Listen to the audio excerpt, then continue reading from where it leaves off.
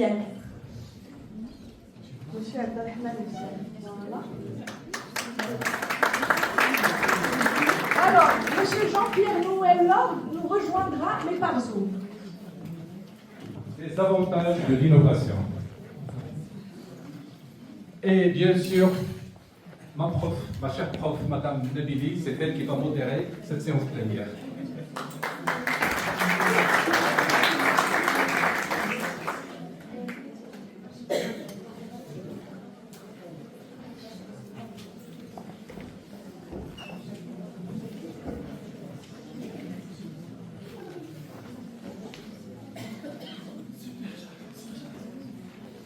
Mustafa Adjiwel.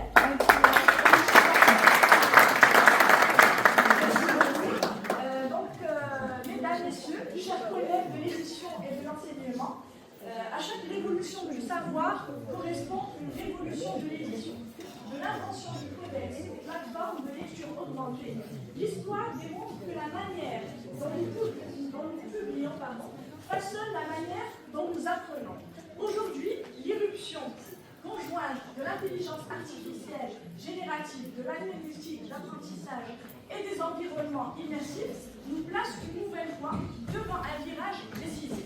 À nous de le prendre de façon correcte. Alors, quelques repères pour situer notre débat de la séance plénière. Le chiffre d'affaires mondial de l'e-book franchira la barre des 15 milliards de dollars en 2025. Et le nombre de lecteurs numériques dépassera le milliard d'utilisateurs, un bassin sans précédent pour la diffusion du savoir. Ensuite, dans l'édition pédagogique, l'intelligence artificielle ne se contente plus de générer ou d'optimiser la mise en page, elle génère aussi des contenus multimédia adaptatifs et aligne automatiquement chaque ressource sur les objectifs d'apprentissage. Dans ce contexte, votre présence, professeur, éditeur, directeur de collection, responsable de droit, libraire, vous garantissez la qualité, la fiabilité et l'éthique justement des matériaux que les enseignants transforment ensuite en expérience d'apprentissage. Donc aujourd'hui, pour ce panel, je vais donner la parole en premier lieu à professeur Rouda Abaylou pour engager et entamer le débat. À vous la parole. Merci professeur Nabili, merci chers collègues. La thématique ou la question que nous nous posons aujourd'hui autour de la transformation numérique et le sort du livre dans cette ère du numérique, de la transformation digitale, est tout à fait légitime, il me semble. Tant il est vrai que nous vivons un moment charnière, une révolution silencieuse mais radicale, celle du numérique. Elle transforme nos vies, nos métiers, nos rapports humains et surtout notre manière d'apprendre et de transmettre.